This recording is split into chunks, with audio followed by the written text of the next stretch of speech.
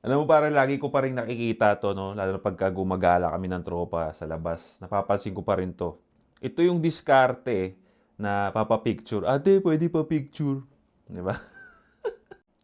Now, gets ko naman pare gusto mong dumiskarte at, wala namang masama dun, pero ang corny at saka walang kuwenta.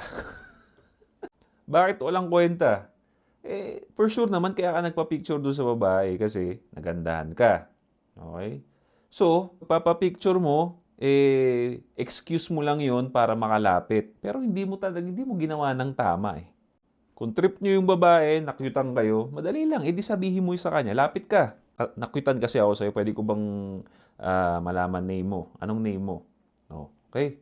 So, and then after mo makuha yung name, anong next? Kuha yung number, 'di ba? So, puwede mong sabihin na, "Single ka ba miss?" So, 'pag sinabi niyang yes, okey. May alam akong coffee shop dito, baka puwede ka next time makuha yung number mo para ma-contact kita. Madalas 'yan, 'pag hindi ka niya kilala, hindi bibigay yung number, madalas 'yan IG, Instagram, okey kunin mo 'yun kung 'yun ang ibibigay niya. Oh, 'di ba? So, pagkatapos puwede mo pang maka-chat. Kung palarin, eh, di mailabas mo, kung hindi, eh, di hindi.